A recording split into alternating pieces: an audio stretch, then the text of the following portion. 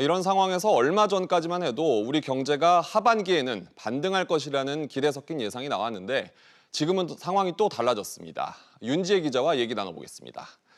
윤 기자, 우리 경제에 대한 낙관론이 쑥 들어가고 이제는 최악의 상황을 염두에 둬야 한다. 이런 의견도 나오고 있죠. 네, 그렇습니다. 우리나라의 경우에는 이 코로나 재유행을 막는다는 전제 하에서 세계에서 가장 타격이 적을 나라로 꼽혀온 바 있습니다. 경제적으로 잘 버티고 있다는 평가를 받아온 건데요. 그렇지만 2차 대유행이 현실화되면서 상황이 달라진 걸로 보입니다. 경제협력개발기구 OECD가 각국 성장률을 발표하면서 두 가지 시나리오를 내놨습니다. 한 가지는 이대로 잘 막을 경우, 또 다른 한 가지는 2차 유행이 시작될 경우였습니다.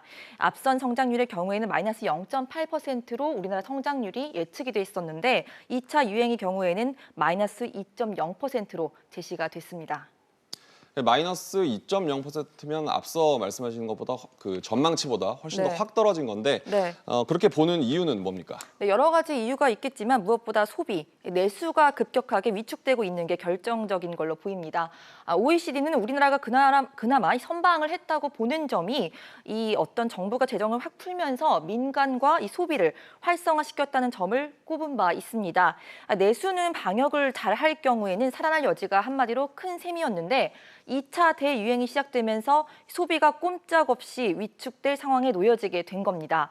OECD는 2차 대유행이 나타날 경우에는 연간 수출 증감률이 마이너스 7.6%, 그리고 민간 소비는 마이너스 5.0%까지 추락할 것으로 전망을 했습니다.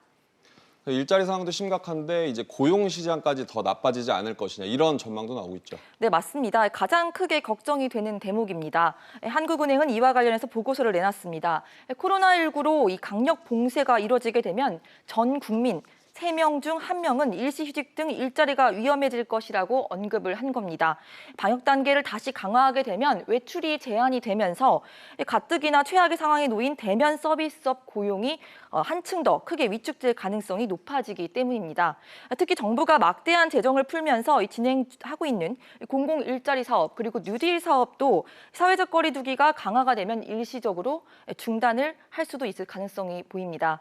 종합해 보면 결국 2차 유행을 얼마나 빠른 시일 내에 안정화시키느냐가 하반기 우리 경제의 반등 여부를 결정하는 주요 변수로 볼 수 있겠습니다.